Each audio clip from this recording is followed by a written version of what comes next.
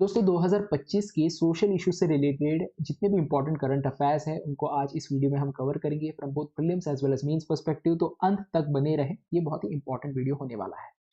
तो पहला जो इशू है that is related to untouchability cases.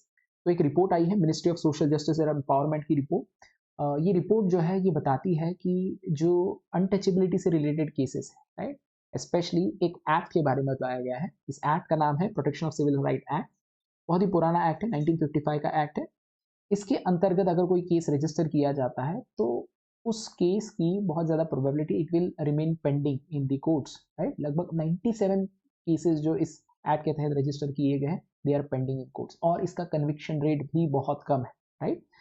तो अगर इस एक्ट की बात करें तो ये एक्ट आउटलॉ करता है अनटचेबिलिटी इस प्रैक्टिस को। And what is untouchability? Basically when someone is denied food, service, right, और access to public places like temple, shop, school, water sources based on their caste, then that is called as untouchability. इसको हमने constitution में भी outlaw किया है. You have to remember article 7 is the article related to this particular practice.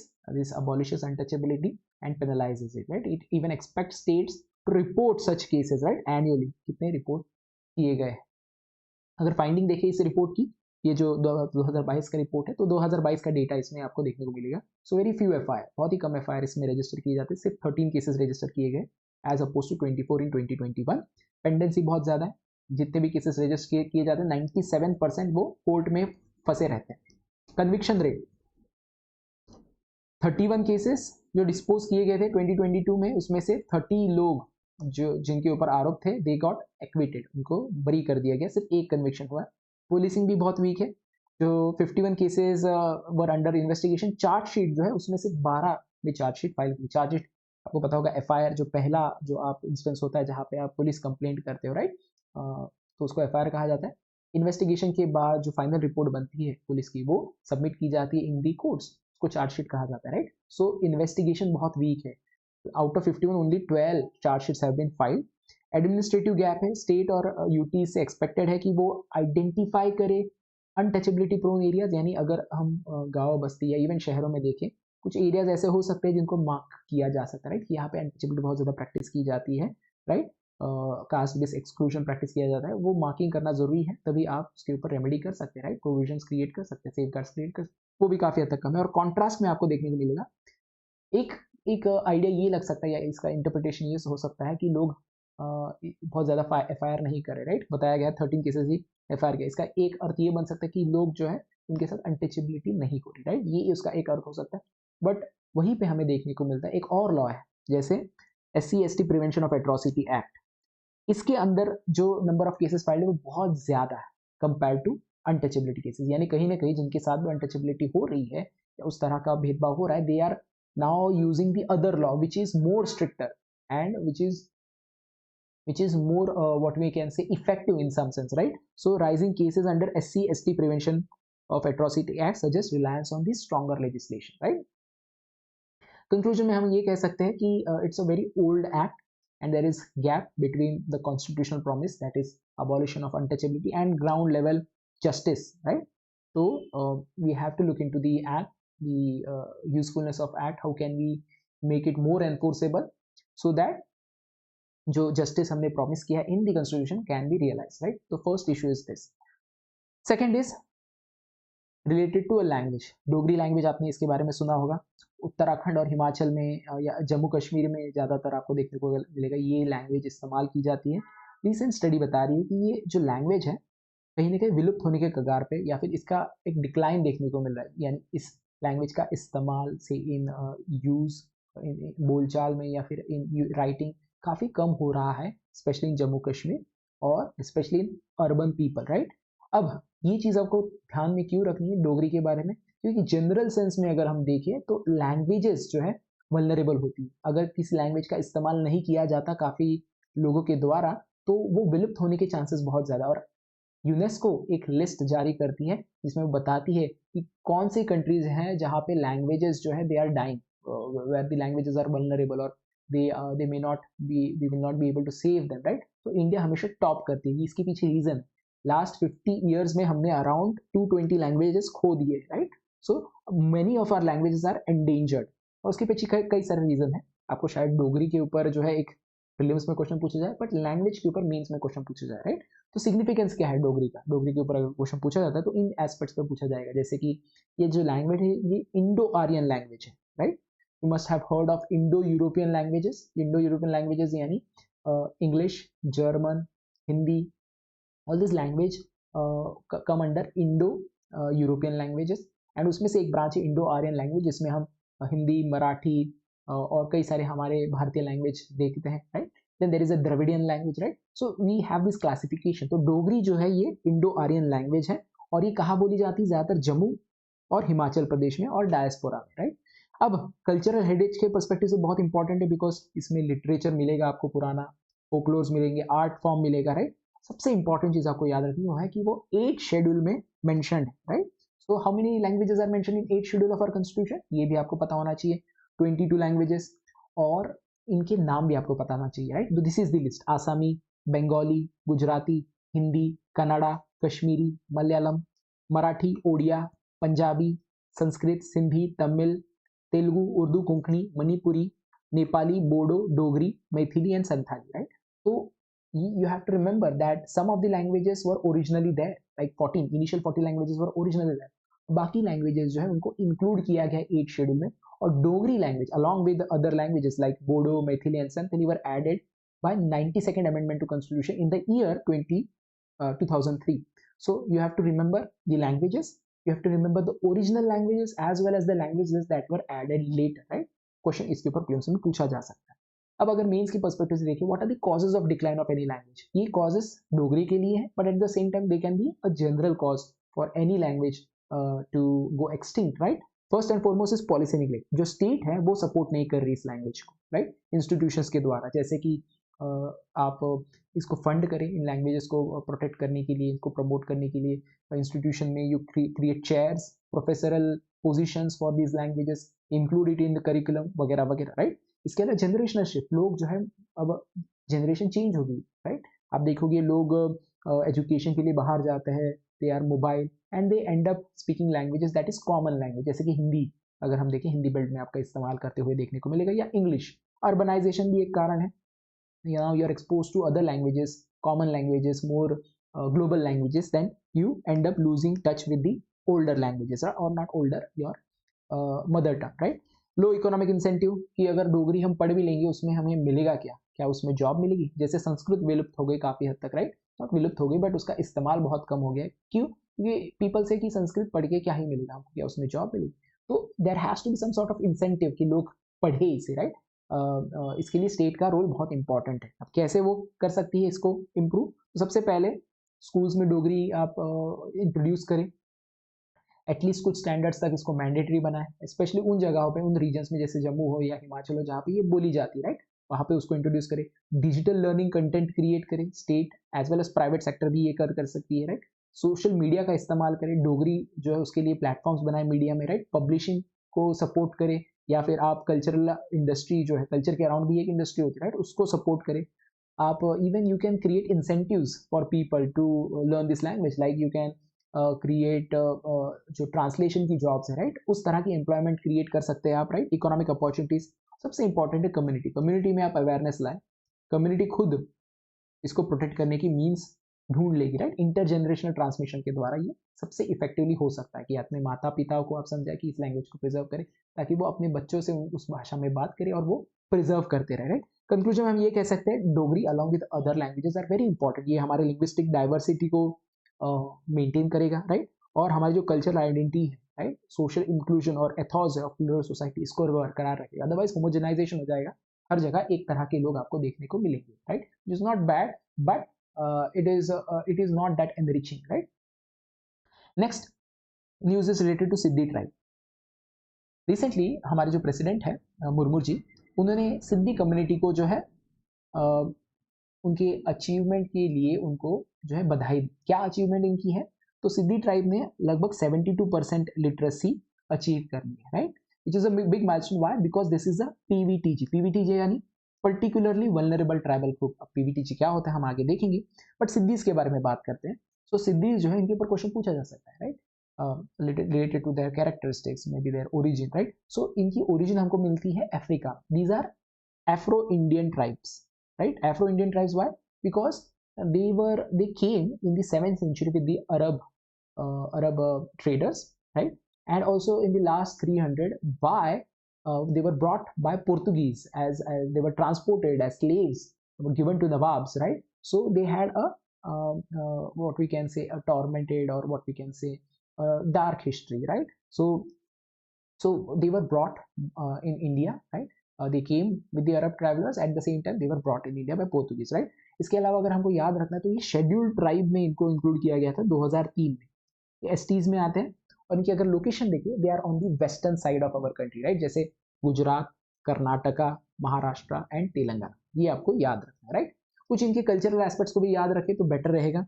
जैसे अगर इनकी occupation देखें, राइट, क्योंकि ये पीवीटीजी है, पर्टिकुलरली वल्नरेबल ट्राइबल ग्रुप, तो बहुत पीछे हैं ये. अगर हम मेन स्ट्रीम सोसाइटी की बात करें, ग्रोथ स्टोरी की बात करें, तो बहुत पीछे रह गए.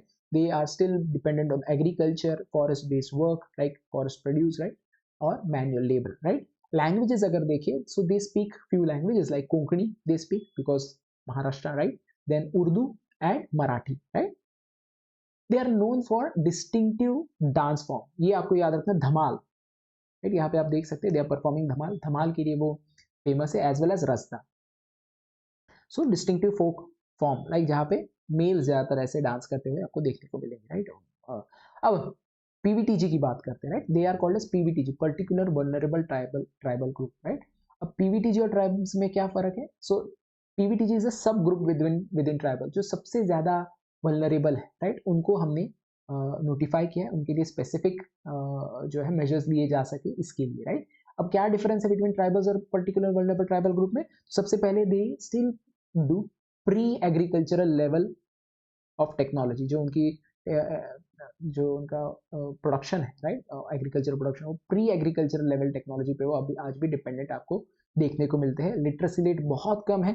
इसके अलावा पॉपुलेशन बहुत स्टैग्नेंट है. In some of the PVTGs if you see, they are almost near extinction, right? कुछ ऐसे हैं जो हजार में आपको नंबर्स में आपको देखने को मिलेंगे. और सबसिस्टेंस इकोनॉमी, यानी सिर्फ पेट के लिए कमाते हैं, उसके बियॉन्ड वो बहुत ज़्यादा सेव नहीं कर पाते. उतनी उनकी जो है टेक्नोलॉजिकली भी वो उतना ज़्यादा एडवांस नहीं है, एज वेल एज मीन्स भी उनके पास उतने नहीं है, right? So this is the difference between tribe and the PVTG, right? अब ये जो पीवीटीजी है, इनके नंबर आपको याद रखना, 75 पीवीटीजीज है, इतने कम्युनिटीज है जिनको हम पीवीटीजी में इंक्लूड करते हैं. And they are across 18 states and UTs.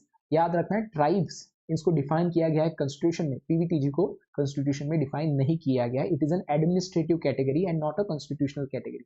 So basically they are tribes, right? In that sense they are constitutional in the sense कि उनको स्पेसिफिकली अलग से अगर हमने बनाया है, right, then they are that is an administrative, यानी administration. You don't have to actually amend the constitution or bring changes into constitution to include someone in PVTG, right? You have to this is an administrative task, इतना याद रखना है. और जो committee या commission बनाया गया था टू आइडेंटिफाई पीवीटीजी, उस कमीशन का नाम याद रख ले तो बेटर है. देवार कमीशन 1960-61 में किया गया था. इसी ने जो है पहले इस ग्रुप का नाम रखा था प्रिमिटिव ट्राइबल ग्रुप, फिर बाद में इसको पर्टिकुलरली वल्नरेबल ट्राइबल ग्रुप में रीनेम कर दिया गया, राइट? इतनी इंफॉर्मेशन अगर आप इसके बारे में याद रखते हैं, that is more than sufficient, specially from prelims perspective. Next important current affair is related to Kerala. Kerala ने 100% डिजिटल लिटरेसी हासिल करी है. So it has announced itself as India's first fully digitally literate state on August 21st, completing the first phase of Digi Keralam campaign, right? अब Digi Keralam campaign क्या है तो वो तो देखेंगे, बट इस चीज़ को याद रखेंगे कि अगर आपको केरला के अगर 100% डिजिटल लिटरेसी के बारे में पूछा गया, so you have to remember Kerala, because Kerala से लिंक करना आसान भी है, बिकॉज इट इज़ लिटरेसी में बहुत आगे भी है. So you can clearly make out this information और remember this information that is the first 100% digitally literate state, right? अब ये जो डिजी केरलम है क्या है? बेसिकली कैंपेन है जो लोग डिजिटली इलिटरेट है उनको डिजिटली लिटरेट बनाने का कैंपेन है. और ये कैसे रन होता है? By local self help government, right? So local self help government जो है LSGD, जो केरला की एक अलग ही फ्रेमवर्क है उनका कंपेयर टू अदर स्टेट, जिसमें जो लोकल इंस्टीट्यूशंस हैं उनके थ्रू कई सारे प्रोग्राम्स चलाए जाते हैं, राइट? तो एम क्या है इस पर्टिकुलर कैंपेन का, डिजि केरलम कैंपेन की रेसिडेंट्स को बेसिक डिजिटल लिटरेसी प्रोवाइड करना है। और ये कैसे होता है, पहले तो आइडेंटिफिकेशन होता है, हर एक वार्ड लेवल पे पहले आइडेंटिफाई किया जाता है कौन डिजिटल इलिटरेट है, और उसके बाद ट्रेनिंग दी जाती है। ट्रेनिंग किसके द्वारा दी जाती है, gram panchayat as well as Kudumbashree network, right. So जब हम local self help government department की बात करते हैं तो we are talking about this Kudumbashree network.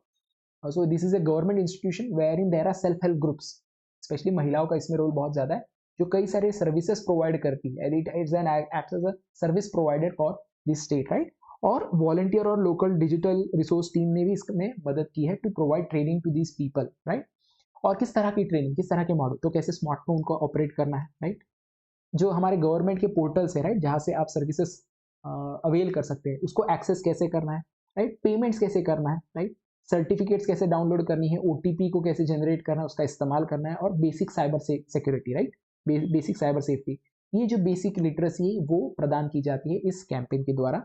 और कंप्लीशन क्राइटेरिया क्या है कि आप डिजिटली लिटरेट हो गए तो आपकी छोटी मोटी टेस्ट भी हो जाएगी, right. Perform simple digital task, right, छोटे छोटे जो सिंपल डिजिटल टास्क है वो आपको करने को कहा जाएगा, and then you will be certified whether you are digitally literate और नॉट। आउटकम क्या है, स्टेट वाइड सर्टिफिकेशन प्रोवाइड किया जाएगा, जो कि आज की डेट में हमको देखने को मिल रहा है, total near total digital literacy आपको देखने को मिल रही है इन केरला, राइट। तो ये चीज याद रखनी है, this is a model which can be replicated in other states. तो मेंस के लिए तो ये बहुत ही इंपॉर्टेंट मॉडल होगा, एज अ केस स्टडी होगा, राइट। दोस्तों अगर आप यूपीएससी की प्रिपरेशन कर रहे हैं, स्टेट सर्विसेज की प्रिपरेशन कर रहे हैं, तो आज की डेट में इंडिया में सबसे cost effective and result oriented कोई कोर्सेज प्रोवाइड करता है वो है Sleepy Classes, be it general studies, right, be it CSAT in general studies, be it optional sociology और PSI, be it state PCS और SA, right. आप बहुत ही cost effective तरीके से अपनी इन मॉड्यूल्स को प्रिपेयर कर सकते हैं by joining sleepy classes. Next issue पे आता है, दैट इज त्रिपुरा। त्रिपुरा से रिलेटेड है, it has been declared as fully digitally literate state, again an important from prelims perspective, right. तो त्रिपुरा को डिक्लेयर किया गया है fully literate based on ULLAS Nav Bharat Saksharta Karyakram data. अब you have to know what is this, right. But first let's talk about Tripura.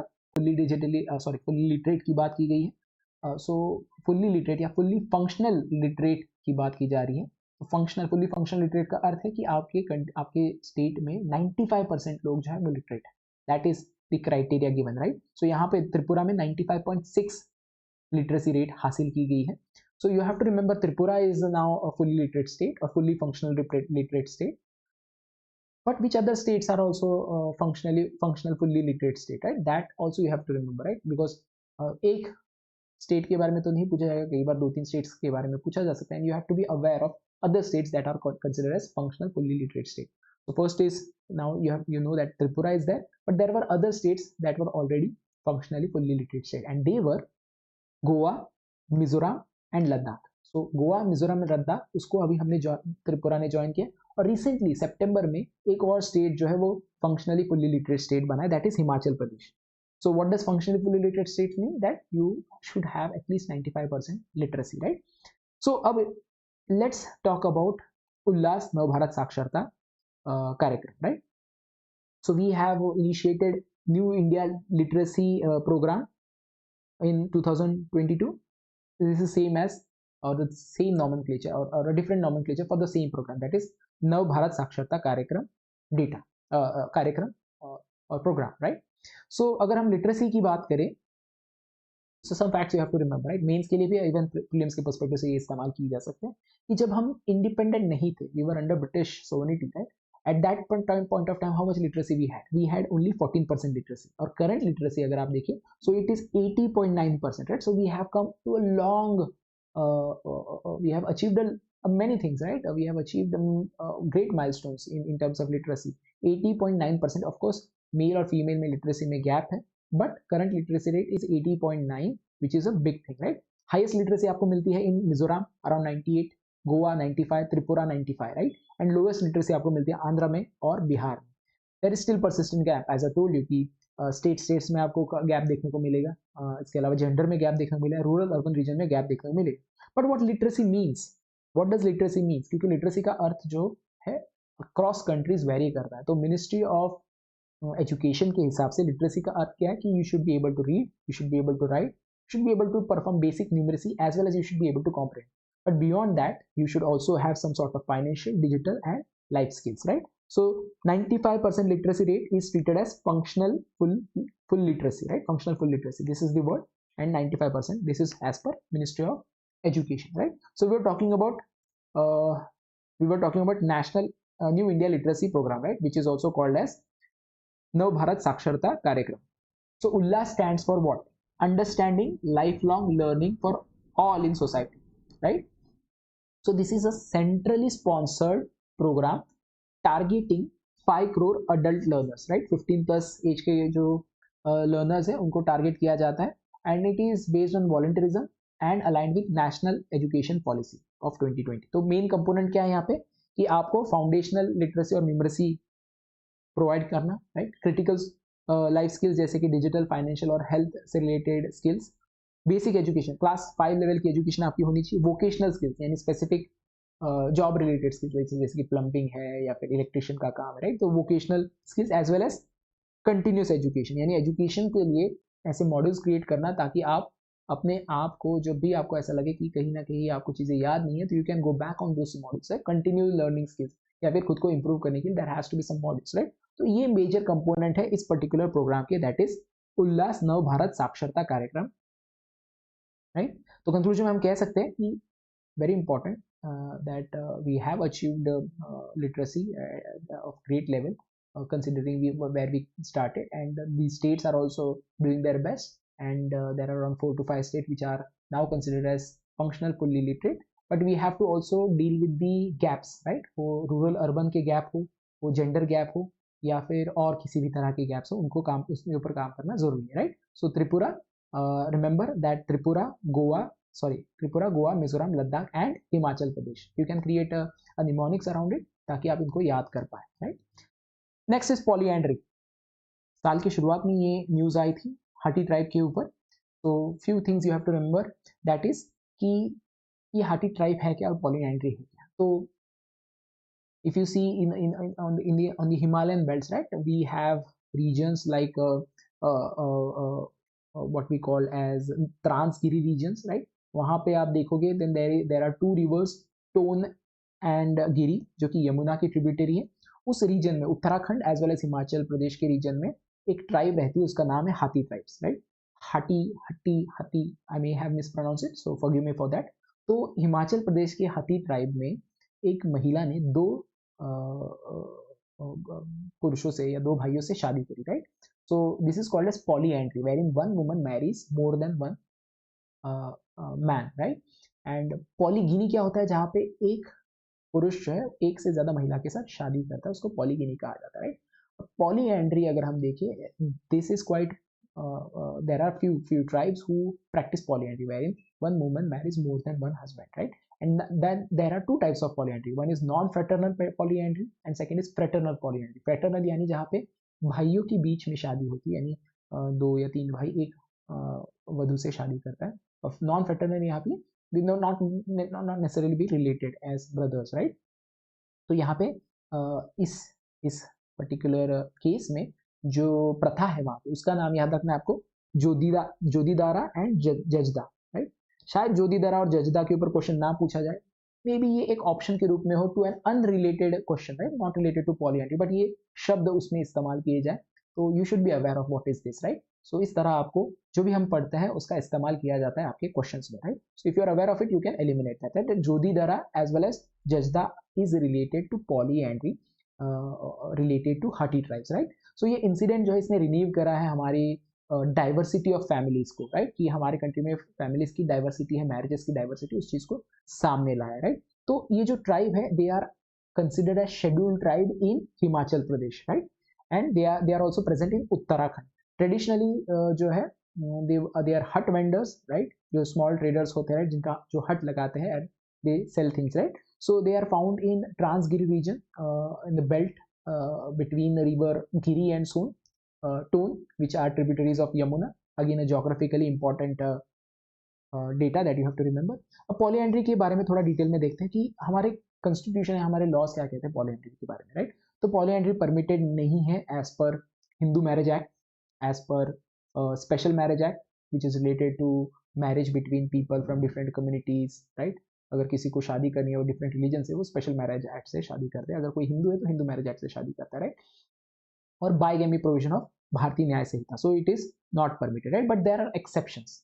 क्योंकि जो Hindu marriage act है, हम दो तरह का व्यू है सोसाइटी में। कुछ लोग कहते हैं कि जो ट्राइब्स है वो हिंदू है, right, but some of the tribes do not consider them as Hindu, right. तो हिंदू मैरिज एक्ट किसी ट्राइब पे लगेगा या नहीं लगेगा, ये डिपेंड करता है, it does not automatically applies, right. State को नोटिफाई करना पड़ता है। तो there are exception for schedule tribes कि हिंदू मैरिज एक्ट जो है वो डायरेक्टली ट्राइब्स पे नहीं लगता।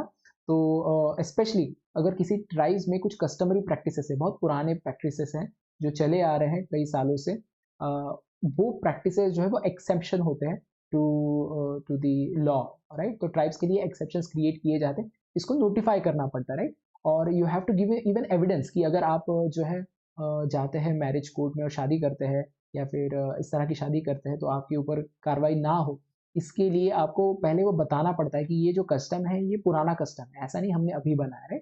और you have to prove it under Indian Evidence Act, Section 13 of Indian Evidence Act, that this custom is ancient and continuous and not against public policy, right? So it has to be proven. So एक customary practice होती है tribes में। आप देखोगे कई सारे जो tribes है, जैसे नायर्स इन साउथ, हटी यहाँ पे जो ट्राइब है उनके बारे में हमने बात की, right. There are other tribes जहाँ पे पॉलीएंड्री या पॉलीगिनी चलती है और उसको एक्सेप्शन के रूप में माना जाता है, उनके ऊपर कार्रवाई नहीं होती है, right. They are permitted to do that, right, if again it is a customary practice which has a long tradition, right. Conclusion में हम ये कह सकते हैं कि what we see is that modernity, the idea of modernity is varying across regions, right। कुछ societies है जहाँ पे मॉडर्निटी जो हम अंडरस्टैंड करते हैं वो लागू नहीं होती, राइट, या they are still they have not adopted those modern secular values, right। They may still have their particular values of their customs and traditions and cultures, right।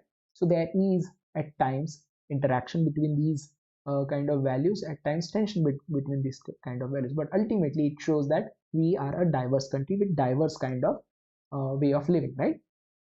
So कुछ कुछ चीज़ें आपको याद रखनी है यहाँ पे, जैसे कि आपको हटी ट्राइब के बारे में, उनकी लोकेलिटी के बारे में, उनके प्रैक्टिसेस के बारे में, हमारे लॉज के बारे में, right, that is more than sufficient. Next is related to child marriage.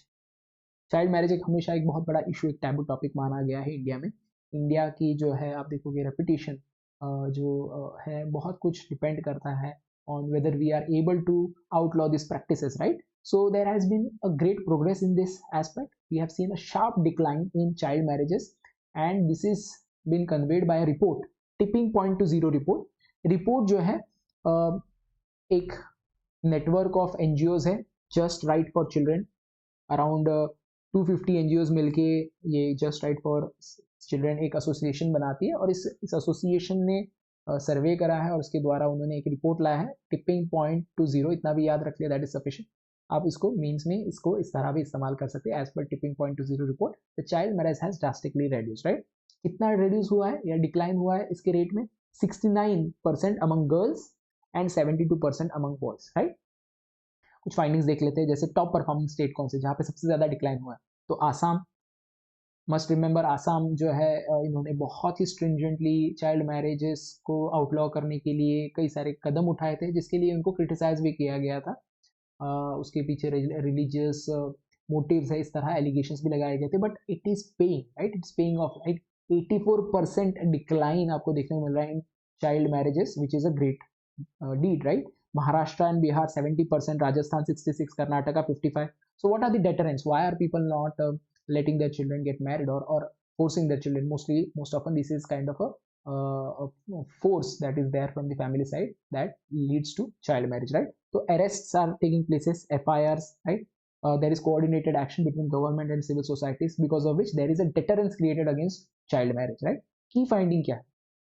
So आपको देखने को मिलता है there is an awareness, लोगों के बीच में अवेयरनेस आ गई about the initiatives that the government is taking, about the campaigns that the government is running. One of the campaign is बाल विवाह मुक्त भारत, राइट। ये कैंपेन चल रहा है, जितने लोगों को सर्वे किया गया 99% रिस्पोंडेंट वर अवेयर, यानी गवर्नमेंट के जो इनिशिएटिव्स है वो लोगों तक पहुंच रहे, right.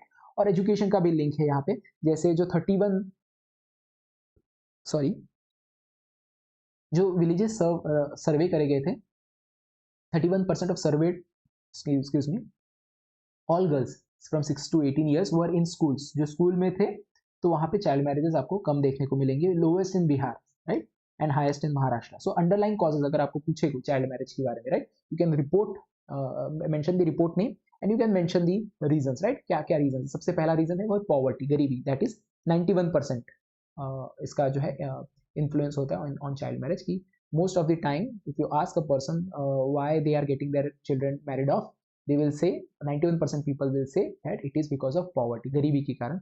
67% would say safety concerns, they are concerned about their child safety, girl child safety especially. And then there are other reasons like traditional norm, हमारे यहाँ ये प्रथा रही है कि बच्चियों की 18 से पहले शादी कर दी जाती है, right. So there are other barriers also, there are other factors that lead to child marriage. One is poor infrastructure, school है नहीं, घर पे बैठ के क्या करेंगे, शादी करवा दो, राइट. लैक ऑफ ट्रांसपोर्ट या फिर सेफ्टी इशू, सेफ नहीं है environment, so better get them married off so they are under someone else's custody, right.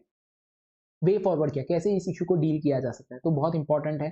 जो बॉटलनेक्स है, जो पेन पॉइंट्स है, उनको आप एड्रेस करें. जैसे स्कूलिंग एक्सपांड करें, अफोर्डेबल एक्सेसिबल बनाए, सेफ्टी को आप स्ट्रॉन्ग करें, लाइवलीहुड अपॉर्चुनिटीज दे ताकि लड़कियां भी कमा सके and they are not dependent on their family, क्योंकि वो जब डिपेंडेंट होती है then it costs the family and when it cost the family they would want to get them married off so that there is no burden on family, right. Integrate poverty reduction with child protection initiative, कि आप बच्चों को protect करने की बात कर रहे हैं, but you will not be able to protect them if their circumstances, their family circumstances not change. तो पॉवर्टी रिडक्शन प्रोग्राम्स बहुत इंपॉर्टेंट है. और कम्युनिटी लेवल विजिलेंस की, कम्युनिटी जो है वो दक्षता रखे या वो विजिलेंट रहे when it comes to things like this happening around them, right. Panchayat, school, NGOs, इनका रोल बहुत इंपॉर्टेंट है ऐसे सिचुएशन में. कंक्लूजन में हम कह सकते हैं India is at a tipping point. Tipping point का अर्थ है वो पॉइंट जहां से अगर हम और आगे पुश कर देते हैं, राइट, चेंज, वो बहुत ड्रास्टिक चेंज ला सकता है. ड्रास्टिक चेंज यानी गुड चेंज ओवर हियर, कि चाइल्ड मैरिज शायद हम खत्म कर पाए या फिर बहुत ही मिनिमल लेवल पे हम उसको ला पाए. So it's a tipping point, just one little push and you will be able to see drastic changes, right. Next issue is related to domestic work, that too unpaid domestic work. तो हमारे यहाँ एक time use सर्वे आता है, 2024 का सर्वे. इससे पहले एक सर्वे किया गया था, 2019 का सर्वे था. अब ये सेकेंड सर्वे. और ये कौन करता है सर्वे? ये हमारी नेशनल सैंपल ऑर्गेनाइजेशन जो है, राइट, NSO, वो करती है. और ये काम करती है under ministry of statistic and program implementation, right. इसके अंदर ये NSO, ये जो डिपार्टमेंट है, ये जो गवर्नमेंट इंस्टीट्यूशन है, ये सर्वे करती रहती है. और इसने अब तक 2 ऐसे सर्वे किए, टाइम यूज सर्वे 2019 में और ये 2024 में, राइट. तो आपको ये चीज याद रखनी चाहिए, क्योंकि कई बार पूछा जाता है first survey, right. It's not the first survey, it's the second survey, right. अभी मिनिस्ट्री ऑफ स्टैटिस्टिक करती है टाइम यूज सर्वे, और इसमें एनालाइज क्या करती है कि लोग अपना वक्त कैसे यूज करते हैं, right. Whether they use it for self care, whether they use for leisure, whether they use for work, what kind of work, paid work, unpaid work, domestic work, care giving work. So इस चीज को major किया जाता है सर्वे के द्वारा. तो कुछ फाइंडिंग्स है, आपको ये याद रखनी है, स्पेशली वुमेन रिलेटेड इश्यूज से रिलेटेड फाइंडिंग्स आप बताएंगे. When it comes to patriarchy के ऊपर कोई क्वेश्चन आए, या फिर आप एम्प्लॉयमेंट, वुमेन्स एम्प्लॉयमेंट के ऊपर क्वेश्चन आए, राइट, वायलेंस अगेंस्ट वुमेन के ऊपर क्वेश्चन आए, all sorts of question related to women आप ये पॉइंट आउट कर सकते हैं, राइट. सबसे पहले unpaid domestic and care work, जो घर के काम होते हैं, डोमेस्टिक काम होते हैं, राइट, और केयर वर्क होते हैं, बच्चों को केयर करना या बूढ़े बुजुर्गों को केयर करना, उसमें महिलाओं का और पुरुषों का कितना योगदान है. तो पता चलता है विमेन स्पेंड लगभग 426 minutes per day on unpaid, जिसको पे नहीं किया जाता, domestic as well as care work, right. और compare to that when it comes to men folks, they spend 163 minutes per day, that is 2 hours 43 minutes. So around 7 hours 6 minutes by women is spent on unpaid domestic and care work, and 2 hours 43 minutes by men folks on unpaid and domestic care work, right. So there is a great difference. इसके अलावा अगर हम daily time की बात करें तो women spend 19.8% of their whole time on unpaid domestic care work. तो percentage wise 19.6 और 19.8, और यहाँ अपन जो है 20% भी आप बोल सकते हैं, बट अप्रॉक्स लिखना है उसके आगे, राइट, अप्रॉक्स. और men folks they spend 2.7% of their time on unpaid domestic work, right. Men जो है वो फिर अपना बाकी का टाइम कहाँ स्पेंड करते हैं? पेड वर्क पे और लेजर पे. लेजर पे कितना स्पेंड करते हैं? लगभग 20.3% of their time spend on leisure और सोशलाइजिंग, राइट. एम्प्लॉयमेंट की गैप हमको देखने को मिलती है कि महिलाएं और पुरुष में एक एम्प्लॉयमेंट गैप है, right. That men are more participating in labour force whereas women are not. उसके पीछे शायद यही कारण है कि महिलाएं जो है उनके ऊपर ये बर्डन ज़्यादा है कि उनको घर के काम करने पड़ते हैं, राइट। कई बार महिलाएं बाहर भी काम करती है, फिर घर पे भी आके काम करती है, तो इसीलिए शायद वो अपने करियर में बहुत एक्सेल नहीं कर पाती, बिकॉज घर के काम डिस्ट्रीब्यूटेड इवनली नहीं है, राइट। सो एम्प्लॉयमेंट गैप अगर आप देखिए, time spend on some paid work, अगर उसकी बात करें तो men spend around 19.9% time, daily time on paid work, जहाँ पे उनको उसकी सैलरी मिलती है, इनकम मिलती है। Women only 4.9%, right. इसीलिए आपको फीमेल लेबर फोर्स पार्टिसिपेशन कम देखने को मिलता है, यानी लेबर फोर्स में फीमेल का पार्टिसिपेशन कम। हालांकि कुछ सालों में ये बढ़ा है, इंप्रूव हुआ है। जैसे अगर आप देखिए, there is bin rise of 25% from 21%। 2019 में ये 21% था, अब फीमेल पार्टिसिपेशन जो लेबर फोर्स में वो 25% तक आ गया है in 2024। So average employment time अगर देखें तो 473 minute for man per day and 341 minute for women per day, right. कुछ कुछ डेटा अगर आप याद कर लो, जैसे कि ये डेटा या फिर ये data, right, that is more than sufficient. इस डेटा का आप इस्तेमाल करो इन मेंस में, स्पेसिफिकली मेंस में ये क्वेश्चन पूछा जा सकता है। प्रीलिम्स में दैट इज नॉट स्पेसिफिकली आपको डेटा डाल के क्वेश्चन पूछा जाए, हो सकता है, but not likely, but you should still remember mains के पर्सपेक्टिव से तो आपको ये याद रखना है, राइट। इसके सोशल इम्प्लीकेशन क्या है? सबसे पहला इम्प्लीकेशन है कि आप महिलाएं जब पूरी तरह घर में ही व्यस्त हैं तो उनका काम जो है इनविजिबलाइज हो जाता है कि वो क्या ही काम करती, right, because it is not paid, you cannot measure it how much work she does, right. दिन भर काम करती है तो, और इस चीज़ को नॉर्मलाइज कर दिया जाता है कि हाँ ये उन्हीं के काम, तो जो जेंडर रोल्स है वो इस तरह डिफाइन होते हैं, राइट। और ये साइकिल भी जनरेशनल रहती है कि महिलाएं जो है वो अपनी बच्चियों को ही वो काम कराती, बिकॉज अल्टीमेटली उनको ही करना पड़ेगा, इसीलिए उनको ही करना पड़ता है, राइट। तो ये साइकिल कंटिन्यू रहती है, और ये जो परसिस्टेंट जेंडर गैप है in terms of employment, in terms of opportunity, even in terms of leisure, ये गैप हमेशा बना रहता है। Next topic is related to women only, contribution in India financial growth, कि महिलाओं का कंट्रीब्यूशन है। और अगर आपको डेटा चाहिए या फिर आपको अगर कुछ एविडेंस चाहिए तो we are giving evidence, and that evidence is coming from NITI Aayog. From borrower to builder, report को याद रखेंगे, ये नीति आयोग का रिपोर्ट है कि इंडिया के महिलाओं का जो रोल है इन टर्म्स ऑफ फाइनेंशियल और क्रेडिट इकोसिस्टम वो बढ़ रहा है। कुछ फाइंडिंग्स देखते हैं यहाँ पे, जैसे कि credit awareness, that you are aware of credit system, how the bank works, how you can get loan, what are the interest rate, और the basic minimum is what is your credit score, right. Credit score जो है वो जानना बहुत जरूरी है, ताकि उसी के बेसिस पे आपकी क्रेडिबिलिटी आपको देखने को मिलती है। You can measure your credibility when it comes to dealing with the banks and those institution that give credit, right. तो 27 मिलियन वुमेन जो है they monitor their credit score in 2024, और ये बड़ा है, 42% इंक्रीज हुआ है फ्रॉम 2023, राइट। और महिला जो खुद से मॉनिटर करती है, एक है कि आपने अपने बच्चे को, अपने पति को, अपने भाई को बोल दिया कि आप बताओ मेरा क्रेडिट स्कोर क्या, एक है जो आप खुद मॉनिटर कर रहे हो, राइट। तो वो भी इंक्रीज हुआ 19.43% फ्रॉम 17.89%, राइट। नॉन मेट्रो में ही ज्यादा ग्रोथ आपको देखने को मिलेगी, तो credit awareness grow faster in non metro region by 48% then metro region, that is in 30%, right. State level पे अगर देखें तो महाराष्ट्र, तमिलनाडु, कर्नाटका, उत्तर प्रदेश और तेलंगाना में ज़्यादा से ज़्यादा जो महिला है वो क्रेडिट अपनी मॉनिटर करती है, राइट, क्रेडिट स्कोर मॉनिटर करती है। There is a rise in women borrower, की number of women borrowing money probably for self employment, उसमें भी बढ़ोतरी आपको देखने को मिल रही है। So since 2019 women participating in business loan origination is increase by 14%, right.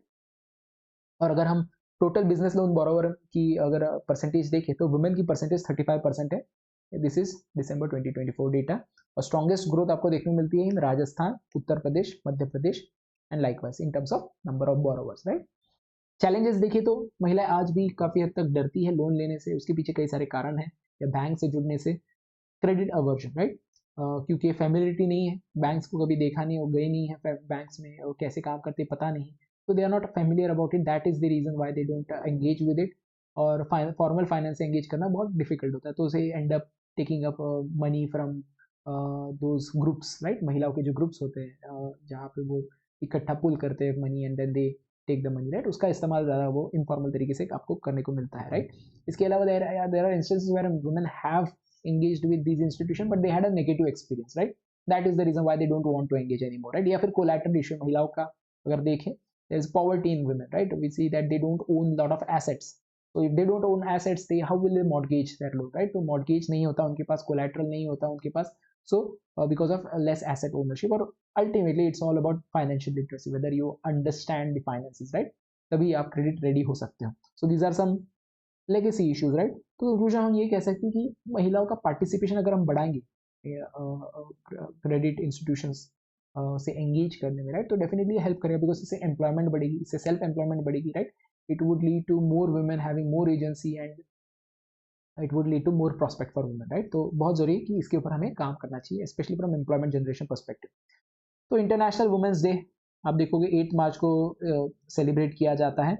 तो महिलाओं का जो पार्टिसिपेशन या उनका जो कंट्रीब्यूशन है in terms of society, politics, economy, culture, उसको रिकग्नाइज करने के लिए डेट जो है हम सेलिब्रेट करते हैं एज इंटरनेशनल वुमेन्स डे. तो इसका थीम क्या है इस साल का, आपको याद रखना है, for all women and girl right, equality and opportunity. कहीं ना कहीं इंक्लूसिवनेस की बात हो रही है, राइट, कहीं ना कहीं यहाँ पे इक्वल अपॉर्चुनिटी की बात हो रही है और एम्पावरमेंट की बात हो रही है for every woman and girl, right. So अगर हम इस साल की बात करें, क्यों ये ज़्यादा इंपॉर्टेंट है इस साल, क्योंकि it has been 30 years that we have agreed as United nations, right, group of nations, that we will be following a declaration. और उस डिक्लेरेशन का नाम याद रखना है, Beijing declaration, right. Beijing declaration and platform for action, एक framework है basically. ये बीजिंग नाम से आपको पता चल रहा है. तो 1995 में बीजिंग में इस डिक्लेरेशन को अडॉप्ट किया गया था. डिक्लेरेशन यानी एक स्टेटमेंट होता है कि हम ये कमिटमेंट खुद के लिए रखते हैं as group of nation and we will abide by this commitment, right. There is no legal binding on you कि आपको ये फॉलो ही करना है, but any which case you adopt this vision statement, right. और ये विजन स्टेटमेंट, बीजिंग डिक्लेरेशन, आपको याद रखना है, it is related to women, right, it is related to equality for women, right. So it is a big framework, a comprehensive framework which relates to empowerment of women, or which relates to women's right, right. So it's a comprehensive framework for women's right, Beijing Declaration and platform for action. अब ये declaration जो है outline करता है global commitment for gender equality on education, economic empowerment, political participation and gender based violence को and करने के लिए कुछ गाइडिंग प्रिंसिपल्स देता है, राइट. अब ये याद रखना है आपको कि 30 साल हो गए इसको, बीजिंग डिक्लेरेशन को, and what it is related to, but there is another binding agreement that most of the country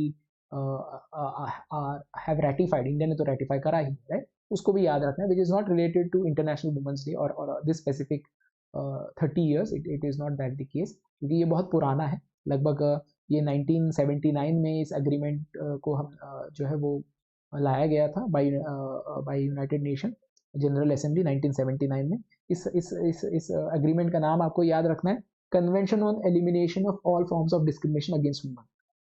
convention on elimination of all forms of discrimination against women, right. ये लीगली बाइंडिंग है, that this is a treaty that was adopted, और India ने भी adopt किया था, ratify भी किया था इसको 1993 में, of course with some reservations. CEDAW, right. This International Women's Day is very what we can say important because 30 years of Beijing Declaration. और उससे पहले भी हमने एक अग्रीमेंट लाया था 1979 में by United Nation General Assembly, CEDAW, क्योंकि कई बार ऐसे रिलेटेड चीज़ों को पूछ लिया जाता है and you should be aware of it, right. CEDAW is related to elimination of all forms of discrimination against women, which is a binding document, right, binding agreement और ट्रीटी. मैटरनिटी बेनिफिट के ऊपर एक बहुत important इस साल जो है question आया था, और वो क्वेश्चन कुछ इस तरह है.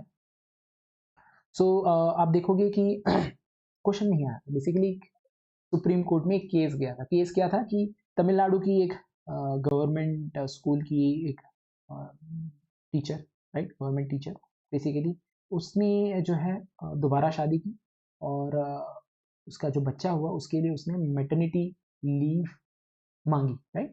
उसको नहीं मिली तो वो चली गई तमिलनाडु के कोर्ट में, कोर्ट ने नहीं दिया तो वो चली गई सुप्रीम कोर्ट में. सुप्रीम कोर्ट ने कहा क्या है, क्यों नहीं दिया, ये उनका कॉन्स्टिट्यूशनल राइट है, आपको देना चाहिए था. क्यों आप पॉपुलेशन कंट्रोल करना चाहते हैं और उसके लिए आपने कुछ पॉलिसीज बनाई है, इसका ये अर्थ नहीं है कि उनको अपने कॉन्स्टिट्यूशनल राइट्स आप नहीं दे, राइट. उसको सिक्योर करना जरूरी है. तो सुप्रीम कोर्ट ने K Uma Devi versus government of Tamil Nadu case में मैटरनिटी ग्रांट की है महिला को फॉर हर थर्ड चाइल्ड, राइट. और ये कहा है कि reproductive freedom is constitutional right. ये याद रखना है, reproductive freedom is constitutional right कहा है.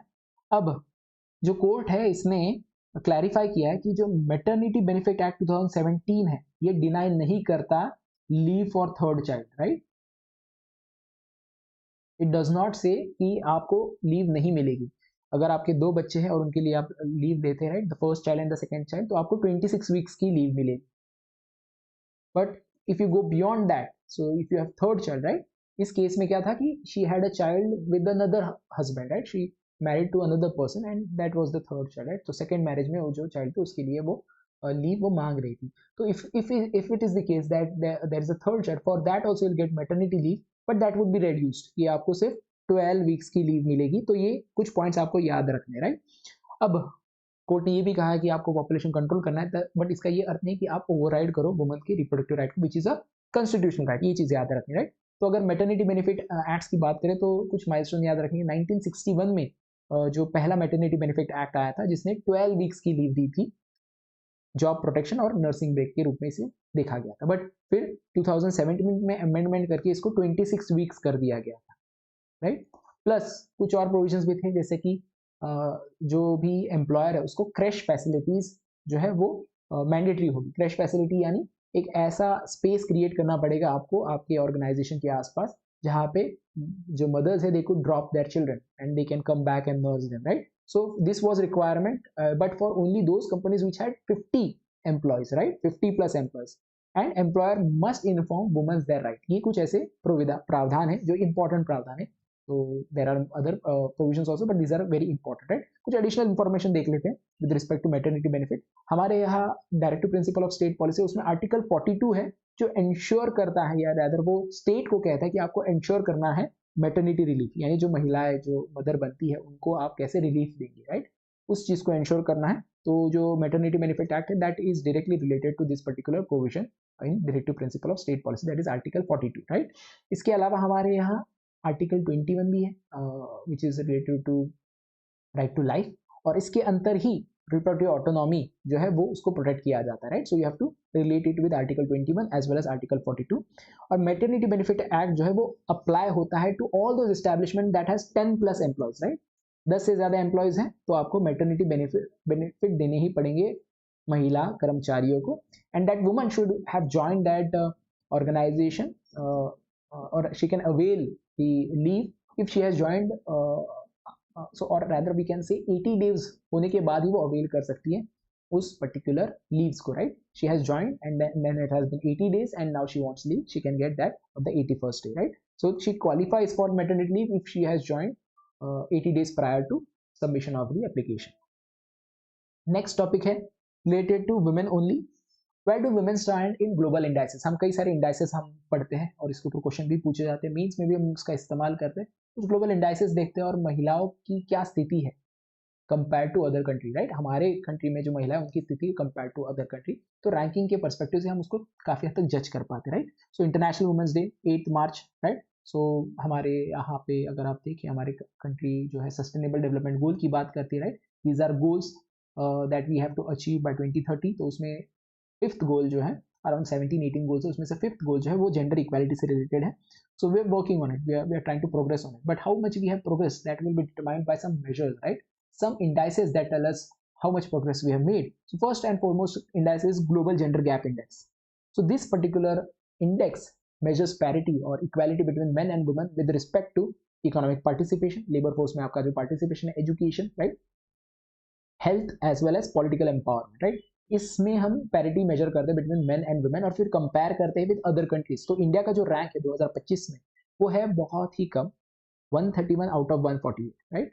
So which has gone down from 129। 2023 में we were at 129, 24 में we have gone down to 131। we should be in the first 10 at least, right, to be called ourselves that we do believe in parity between men and women, but we are almost at the end of it, right। So जो ऊपर की countries है या जो top की countries है उसमें आपको हमेशा ये 2-3 नाम याद रखने हैं, Iceland, Finland and Norway, they are always on the top, the Scandinavian countries, right, when it comes to parity between men and women। So global gender gap index that is issued by World Economic Forum, this is an important information that you have to remember। and हमारा जो rank है in 2025 it is 131 out of 148, that much you can remember, that is sufficient, right।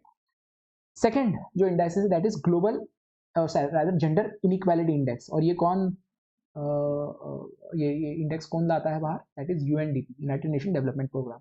इसका क्या ये क्या track करता है, basically reproductive health track करता है, weather women are faring well on reproductive health, like maternity mortality rate, right?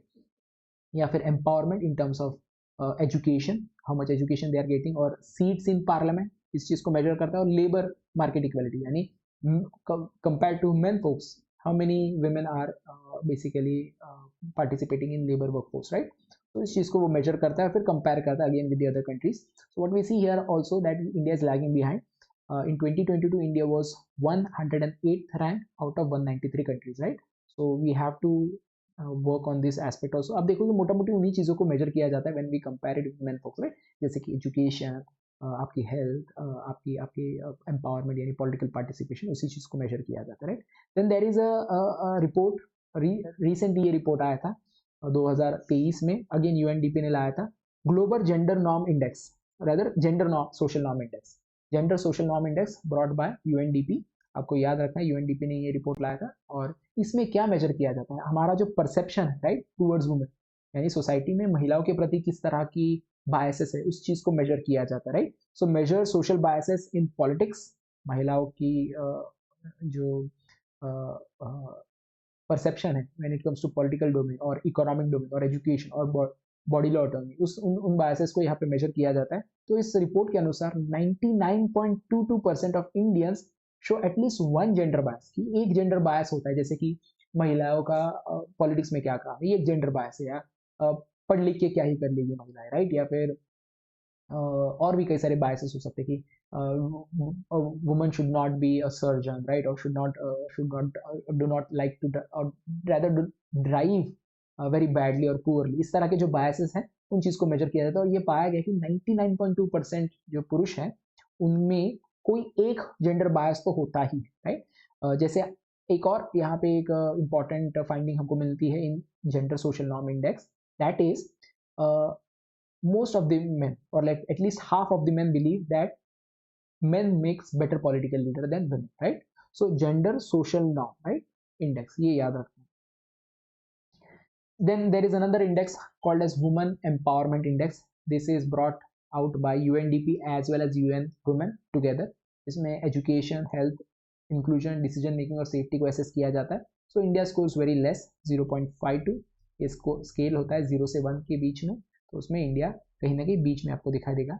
इसके अलावा global gender parity index, again brought out by UNDP and United Nation women, it captures achievement of women vis a vis men in various key sectors. India का score यहाँ पे भी कम देखने को मिलता है, 0.560 है, which shows persistent gender gap. Then हमारी जो नीति आयोग है वो भी एक इंडेक्स निकालती है, SDG India index, sustainable development goal India index. इसमें वो स्टेट्स को कंपेयर करती है, तो state wise progress on SDG, SDG में हम जेंडर इक्वालिटी की भी बात करते हैं। तो इंडिया में आप देखोगे जो इंडिया कंपोजिट एसडीजी स्कोर है वो इम्प्रूव हुआ है from 36 to 49, right, in 2023।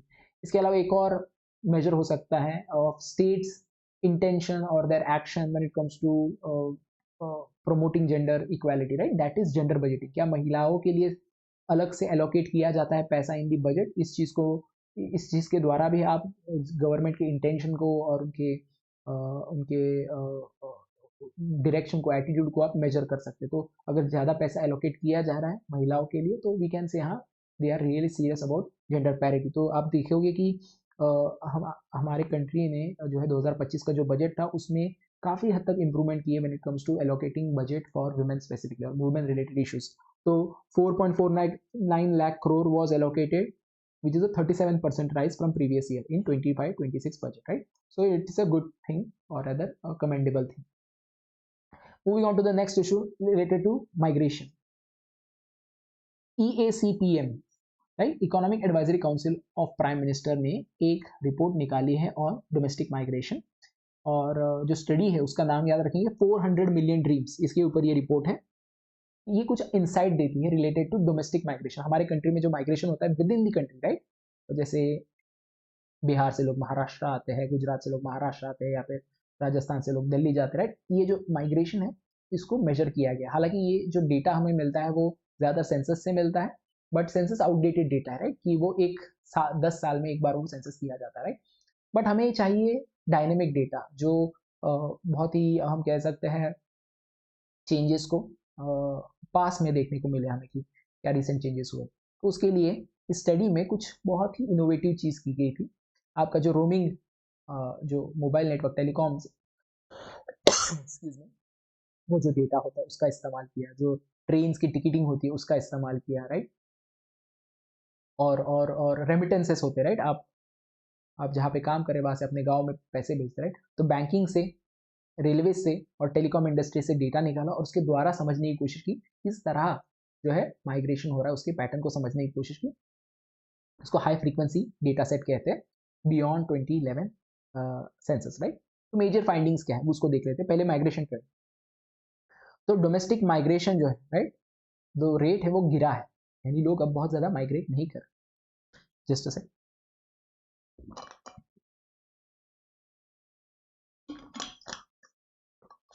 That rate has fell by 11.78% since 2011, right? अब आप देखोगे कि लोग ज़्यादा माइग्रेट नहीं कर रहे हैं। लगभग 400 मिलियन माइग्रेंट्स हैं हमारे कंट्री में, जो कि हमारे पॉपुलेशन का 28.88%, लगभग 30% जो हमारे देश में लोग हैं, they are 30% of them are migrants, right, in some way और द अदर, राइट। और इसके पीछे कारण क्या हो सकता है। तो एक कारण है कि इम्प्रूव्ड रूरल एम्यूनिटीज़ की, गाँव में ही कुछ एम्यूनिटीज़ ठीक हो गए, क्योंकि आप देखो माइग्रेशन होता है because of push and pull factor. Push factor यानी गांव में अपॉर्चुनिटीज नहीं है, सो ये pushed out of from the villages, right, to the cities. Pull factor आपको देखने को मिलेगा इन दी डेस्टिनेशन स्टेट की, सिटीज में एम्प्लॉयमेंट है, वहाँ पे अच्छी एजुकेशन, लोग वहाँ पे जाते हैं, राइट। तो these factors do work, right. तो अगर आपने एम्यूनिटीज इंप्रूव कर दी, एजुकेशन के इंस्टीट्यूशन क्रिएट किए हैं इन दी स्मॉल टाउन और विलेजेस और नियर बाय स्मॉल टाउन और विलेजेस, राइट, तो लोग बहुत दूर तक नहीं जाते, राइट। इसने माइग्रेशन की प्रेशर को रिड्यूस किया। दूसरा मेजर फाइंडिंग है डिस्टेंस एंड पैटर्न, कितना दूर तक लोग अभी आज की डेट में जा रहे हैं। क्वेश्चन आपको माइग्रेशन स्पेसिफिक पूछा जा सकता है, right. So if you have an idea about pattern of migration, right, तो you can give points, right. तो जो दूर दूर का जो ट्रैवल हुआ करता था माइग्रेशन, वो कम हुआ है। अब 75% जो माइग्रेशन है वो विद इन 500 किलोमीटर में हो जाता है, राइट। विद इन 500 किलोमीटर में ही लोग जो है माइग्रेट कर रहे हैं, right. Showing strong pull of nearby urban centres, nearby urban centre जो है उसमें आपको काफी हद तक एम्यूनिटीज देखने को मिल रही है, जिसकी वजह से बहुत दूर लोग नहीं जा रहे।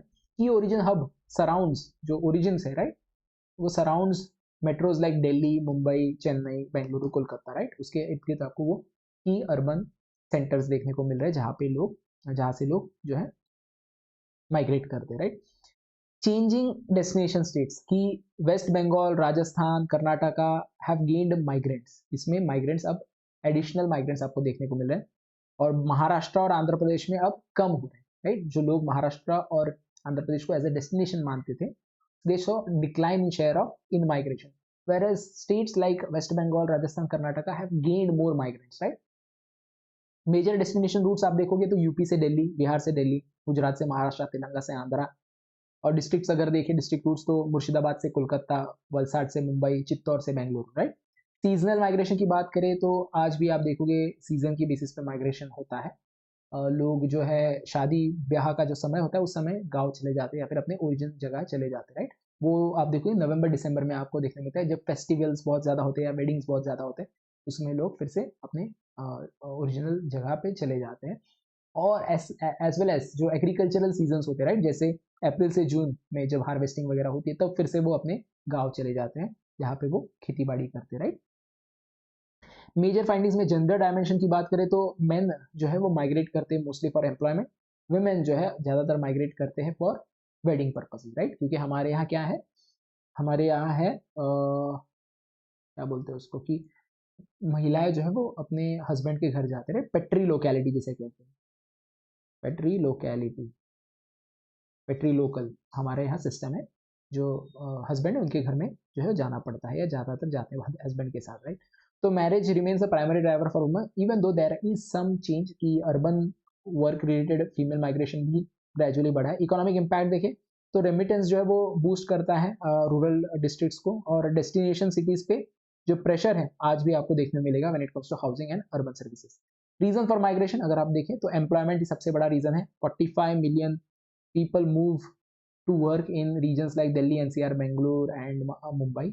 एजुकेशन भी इंपॉर्टेंट है, उसके भी आपको हब्स पता होने चाहिए, जैसे Delhi, Pune, Chennai, these are some education hubs.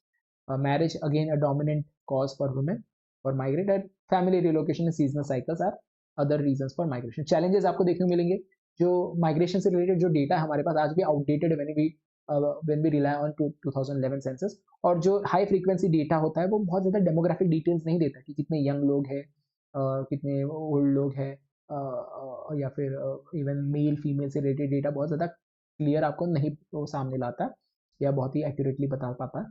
Urban infrastructure आज भी बहुत ज़्यादा प्रेशर फेस करता है, जैसे कि Mumbai, Kolkata, and then there is a tension there also, right. जब रिसोर्सेज कम है तो टेंशन बढ़ जाती है between inhabitants and in migrants, right. Then there is also जो सेंडिंग स्टेट्स है, जो माइग्रेंट्स को भेजती है, वहाँ पे लेबर डेफिसिट हो जाता है, स्पेशली एग्रीकल्चर के लिए जितना लेबर चाहिए उतना नहीं बचता, because people are moving out for more opportunity. So खेती में ईल्ड कम हो जाता है, अनइवन डेवलपमेंट होता है, जहाँ पे जो लोग जा रहे हैं वहाँ पे डेवलपमेंट बढ़ जाता है, because there are more people, cost less, right, for development. But जहाँ से लोग पलायन कर रहे हैं वहाँ पे डेवलपमेंट नहीं होती, right, because there is no demand as such left.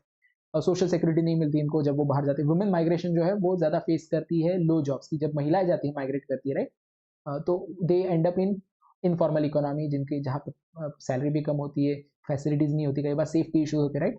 और रिलोकेशन और सीजनल साइकिल्स जो है ये इन्फ्लुएंस करते हैं फ्लो को. वे फॉरवर्ड क्या है, तो रियल टाइम माइग्रेशन डेटा बहुत ज़रूरी है. तो ये जो हमने तरीका इस्तेमाल किया, telecom, railway, banking data set, इसको और ज़्यादा पुख्ता स्ट्रॉन्ग बनाने की ज़रूरत है. जो डेस्टिनेशन स्टेट्स है वहाँ पे अफोर्डेबल हाउसिंग, ट्रांसपोर्ट और हेल्थ सर्विस लाने की ज़रूरत है. इसके अलावा लोकल एम्प्लॉयमेंट और सेल्फ डेवलपमेंट, जो ओरिजिन स्टेट्स है या ओरिजिन विलेजेस है, राइट, वहाँ पे अगर लोकल एम्प्लॉयमेंट और स्किल डेवलपमेंट करें तो माइग्रेशन कम होगा, जिससे आप कम प्रेशर डालोगे ऑन दी डेस्टिनेशन प्लेसेस. इसके अलावा पोर्टेबल वेलफेयर बहुत ज़रूरी है, कि एजुकेशन हो, हेल्थ हो या रेशन से रिलेटेड बेनिफिट जो स्टेट देती है उसको पोर्टेबल बनाया जाए, कि जो आप एंजॉय करते हैं अपनी ओरिजिन जगह पे वो आप डेस्टिनेशन जगह पे भी एंजॉय कर पाए. और डेवलप करना बहुत इंपॉर्टेंट है new cities, right. Tier 2 tier 3 cities के ऊपर ज़्यादा आपको जो है काम करना पड़ेगा to ease pressure on metros, right. Conclusion में हम इन चीज़ों को फिर से रिपीट कर सकते हैं जो अब तक हमने डिस्कस की. मोटा मोटी आपको इन सारे फैक्टर्स पे काम करना पड़ेगा. Next important issue is related to world social report. ये रिपोर्ट आप बार बार कोट करेंगे अपने मेंस के आंसर्स में, जहाँ जहाँ भी रिलेवेंट है, right. UN world social report एक रिपोर्ट, नया रिपोर्ट आया है जो कहता है कि we need new global social contract.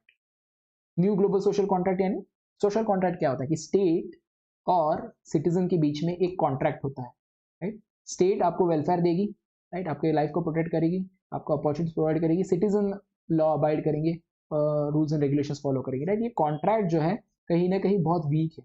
Citizen को बहुत कुछ मिल नहीं रहा है, जो वेलफेयर की बात करते, राइट. वेलफेयर में जस्टिस बहुत इंपॉर्टेंट है, कि the society should be just, और जस्टिस में इक्वालिटी बहुत इंपॉर्टेंट है. And we see that where there is a lot of inequality between people, between section of societies, right, between corporate and general people, right. Power में difference आपको दिखाई देगा between state and citizen.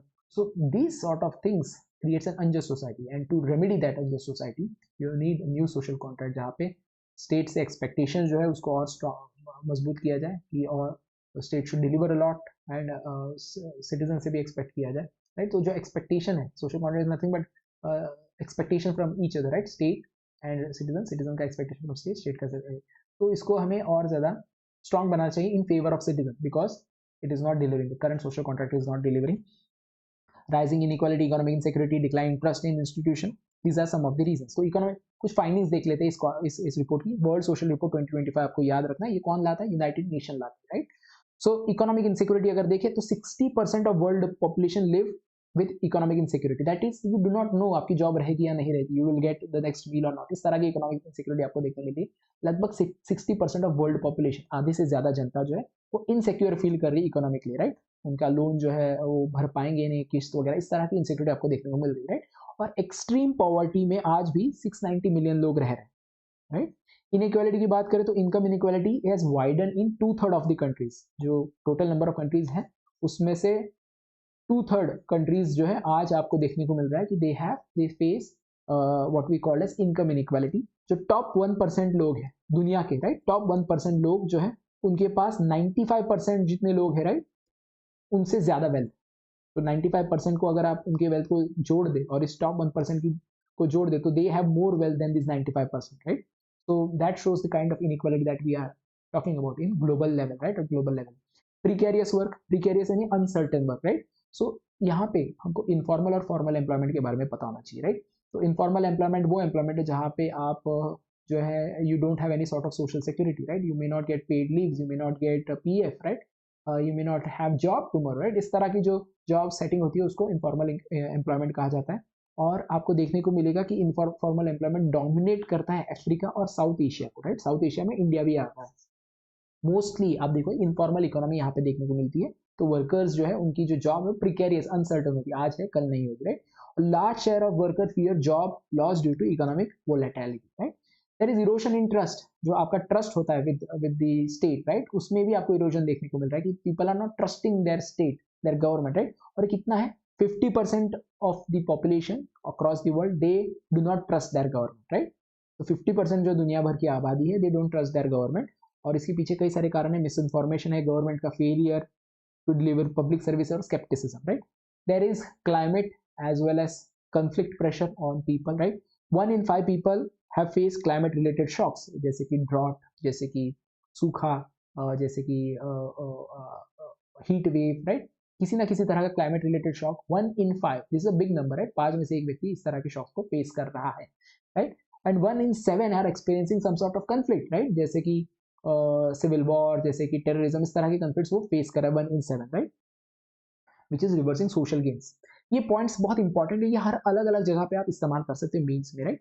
Positive trend अगर देखें तो 1 billion people are moved out of extreme poverty since 1995, जो extreme level की poverty होती है उसमें से बाहर आए हैं।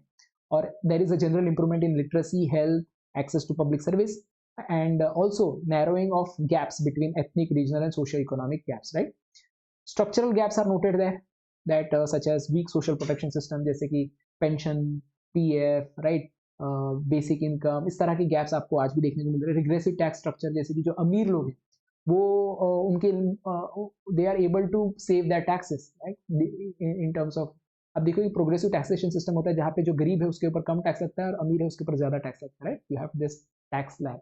रिग्रेसिव टैक्सेशन यानी जहाँ पे गरीब ज्यादा टैक्स एंड अप कर रहा है पे करना, और जो अमीर है ही is able to get away with lot of taxes, right? So that sort of regressive tax structure is present everywhere, most often, rather mostly. इसके अलावा अनफंडेड पब्लिक गुड्स, जो पब्लिक गुड्स है, पब्लिक वेलफेयर के schemes है, programmes है, they are not getting funded. There is digital divide and youth disengaging, youth are disengaging with politics, right? These are some structural gaps. Policy recommendation की बात करें तो we need a new social contract, यानी जहाँ पे state से जो expectation है वो हमें ज़्यादा बढ़ानी चाहिए, या स्टेट ने भी उसको रिकग्नाइज करना चाहिए that they have to invest more in education, health, decent work, social protection. Fair taxation, जो अमीर लोग हैं they should tax more, right? जैसे वेल्थ कॉन्सेंट्रेशन बहुत ज़्यादा, तो वेल्थ टैक्स की बात की जा सकती है, प्रोग्रेसिव टैक्सेशन की बात की जा सकती है। Need to rebuild trust, right? Through transparency in governance, through accountability in governance. Climate resilience बढ़ाना होगा, यानी जो vulnerable population, they should be given, they should be empowered to face climate changes, right? Or rather climate change has to be mitigated, but even though there are issues with respect to climate change, right? कि हम एकदम से climate change को रोक नहीं सकते, and then the people who are at the mercy of climate shocks, they have to be empowered, they have to be made resilient through support systems, right? और global cooperation बहुत जरूरी है इन सारे issues को resolve करने के लिए, right? So very important report. Then there is another report with respect to India, World Bank का report है, याद रखना है, spring 2025 poverty equity brief, right? Poverty and equity brief by World Bank, right? World Bank spring 2025 poverty and equity brief, ये याद रखना है। Extreme poverty India में गिरी है, शार्पली गिरी है, और कितनी गिरी है? मल्टीफोल्ड गिरी है। ये 2022-23 में 2.3% आ गई एक्सट्रीम पॉवर्टी, राइट? और ये 2011-12 में 16.2% थी, यानी कितना बड़ा चेंज आपको देखने मिला है, यानी 16.2 से आप 2.3% पे आ गए हैं in just 1 decade, right? Extreme poverty has Fallon, यानी कई सारे लोग जो एक्सट्रीम पॉवर्टी में थे वो ऊपर आए हैं उससे, राइट? लगभग कितने लोग आए? 170 million moved from that extreme poverty. और ये जो लाइन है पॉवर्टी की line, right, it was $2.15 per day, यानी अगर आप $2.15 पर डे, यानी अगर आप दिन में $2.15 आप कमा रहे हो, राइट, या उससे नीचे कमा रहे हो, right, then you are into poverty, right, या एक्सट्रीम पॉवर्टी, उसके ऊपर आ गए हैं, right? So they are able to make more than that, right? And then there are other levels of poverty, जैसे $3.65 पर डे का भी एक लेवल है, उसमें भी आप देखोगे the poverty has fallen, right, or has reduced. So it has reduced on this level from 28.1% to 61.8%, right? So it was 61.8% in 2011. Now it has come down to 28.1%. So there is a great deal of people coming out of that level of poverty, right? That is around 378 million people. इसके अलावा अगर India की बात करें तो ये report कहता है कि it is doing well in terms of poverty reduction. Fastest poverty reduction India में आपको देखने को मिल रही है among large countries, right? Large countries में one of the fastest poverty reduction is happening in India. So even if you remember these things, right, extreme poverty has reduced from 16.2% to 2.3% 2020 to 2023. You can use that point as well as this one, that is extreme poverty reduction सबसे fastest, one of the fastest is India among large countries, right? अब ये poverty गिरी क्यों? Why did it fell, right? First of all pro poor growth, हमारे यहाँ जो growth है वो study रहा है, 6 to 7% जीडीपी हमारा बना रहा है, राइट? जो ग्रोथ रेट है ऑफ जीडीपी वो बना रहा है कई सालों से. और ऐसे में आप देखोगे ये रिफ्लेक्ट कहाँ होता है, आप देखोगे वो एम्प्लॉयमेंट अपॉर्चुनिटीज क्रिएट होते हैं जहाँ पे गरीब लोग ज़्यादा इन्वॉल्व होते हैं, जैसे कि कंस्ट्रक्शन या फिर सर्विस या एमएसएमई, राइट? तो इसके वजह से उनको जो है एम्प्लॉयमेंट मिली है, जिसके कारण they are able to come out of poverty, right? Welfare architecture है हमारे यहाँ, नेशनल फूड सिक्योरिटी एक्ट है, जिसके तहत हम जो है काफ़ी एक बहुत बड़े चंक ऑफ पॉपुलेशन को फ्री में अनाज प्रोवाइड करते हैं, राइट? आधार जनधन स्कीम है, पीएम किसान है, जो फार्मर्स है उनके खाते में डायरेक्ट पैसे जाते हैं अराउंड 6,000 रुपीज़, राइट? प्रधानमंत्री किसान सम्मान निधि या फिर और भी कई सारे प्रोग्राम्स है, जैसे आप देखोगे पीएम गरीब कल्याण योजना है, जिसके जो स्पेशली जो हमारा कोरोना का समय था उस समय जो अनाज हम प्रोवाइड कर रहे थे पीएम गरीब कल्याण योजना, या फिर मनरेगा के द्वारा we were able to sustain some sort of work even in very dire situation, right? That has kept people afloat and people have not gone in depths of poverty. They were able to rise up because of the government's initiative, right? Like this initiative. मोटा मोटी infrastructure भी improve है हमारे यहाँ, rural road, electricity, sanitation, which has opened many doors, right? कि rural infrastructure अगर improve होता है, they're able to move into cities, get job and get work, right? इस तरह चीजें आपको देखने मिलती है इंफ्रास्ट्रक्चर की चेंजेस की वजह से. देन स्पेशल लेवल पे अगर देखें तो rural poverty has fell from 18.4% to 2.8%, narrowing rural urban gap. जो रूरल अर्बन गैप होता है, राइट, पॉवर्टी का, उसको नैरो कर दिया है कि rural poverty has fallen from 18.4% to 2.8%. That's a big jump, right? और आप देखोगे जो लार्जेस्ट स्टेट है जैसे UP, Maharashtra, Bihar, West Bengal, MP, of course because of the size and the mostly these are the origin state और the destination state for most of the people coming here, right? And in general आप देखोगे यहाँ पे industries, small scale industries चलती है, तो they are counted the major states wherein poverty has reduced, right? इसके अलावा अगर आप ट्रेंड देखें, राइट, एम्प्लॉयमेंट जेंडर, तो जॉब क्रिएशन हुआ है. आप देखोगे number of working age population, इसका जो ग्रोथ रेट है, कितने वर्किंग एज पॉपुलेशन में ग्रोथ हुई, यानी कितने लोग जो है वर्किंग एज उस ग्रुप में आए हैं, राइट? उसकी एक रेट होती है, और जॉब की रेट होती है, कितने जॉब्स हम क्रिएट कर पाए. तो we have seen that job creation since 2021-22 has outspaced, right? Number of jobs created has always been more than number of people who are coming in this bracket of working age population, right?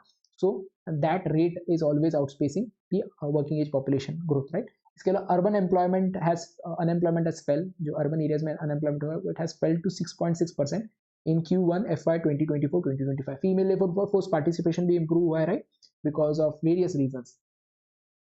Guinea coefficient जो inequality major करता है, specially consumption से related inequality, यानी आप कितना consume करते हो. एक अमीर आदमी बहुत ज्यादा कंज्यूम करता है, गरीब आदमी बहुत कम कंज्यूम करता है, ऐसा एक जनरल अंडरस्टैंडिंग है. तो वो कम हुआ है. अब गरीब आदमी भी कंज्यूम कर रहा है because of all the support that the state is providing, right? So 28.8% से ये 25.5% हुआ है. मल्टी डायमेंशनल पॉवर्टी भी रिड्यूस हुई है. पॉवर्टी एक इनकम लेवल पे होती है और कई सारे उसके डायमेंशन हो सकते हैं, राइट? तो वो भी अगर हम मल्टी डायमेंशनल पॉवर्टी की बात करें, that also has reduced from 53.8% to 16.4%, and अगर हम वर्ल्ड बैंक एस्टिमेट की बात करें, it has come to 15.5%, right?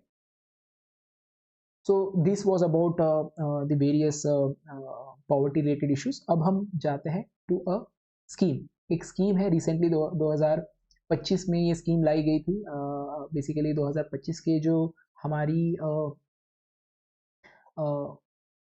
Budget थी उसमें इसके अलावा और कई सारे स्कीम्स की बात की, बट यही स्कीम है वो एक्चुअल में आपको उसके ऊपर डिटेल गवर्नमेंट की ओर से मिला है हमें. तो प्राइम मिनिस्टर धन धान्य कृषि योजना, याद रखना ये सोशल सेंट्रली सेक्टर स्कीम है. सेंट्रली सेक्टर स्कीम यानी सेंट्रल सेक्टर स्कीम यानी वो स्कीम जो कि फुल्ली फंडेड, जो फंडेड होती है बाय दिस सेंटर, राइट, और इम्प्लीमेंट भी करती है सेंटर। ऑफ कोर्स यहाँ पे स्टेट उसकी मदद करती है, बट जो फ्लेक्सिबिलिटी होती है, राइट, टू चेंज स्कीम या टू मेक चेंजेस डिपेंडिंग, वो काफ़ी कम होती है। जो सेंट्रली स्पॉन्सर्ड स्कीम होती है, राइट, वहाँ पे सेंटर और स्टेट दोनों भी उसको फंड करती है। स्टेट ज़्यादातर इंप्लीमेंट करती है, बट वो फ्लेक्सिबल होती है, वो स्टेट अपने हिसाब से उस स्कीम को चला सकती है, राइट। तो ये सेंट्रल सेक्टर स्कीम है, प्राइम मिनिस्टर धन धान्य कृषि, ये यूनियन बजट में इसके बारे में पहली बार बात की गई थी। So they brought it in union budget. और नोडल मिनिस्ट्री कौन है? Ministry of agriculture and farmer welfare. मोटा मोटी इसका एम क्या है कि फार्मर इनकम को रेज करना है, और जो लो प्रोडक्टिव डिस्ट्रिक्ट है, जहाँ पे प्रोडक्टिविटी बहुत कम है, राइट, 100 ऐसे कुछ डिस्ट्रिक्ट है, उनके ऊपर ये फोकस करती है। जैसे हमारे एस्पिरेशनल डिस्ट्रिक्ट प्रोग्राम है, राइट, कुछ डिस्ट्रिक्ट होते हैं उनको हम टारगेट करते हैं, उनके ऊपर काम करते हैं, वैसे ही ये भी एक स्कीम है।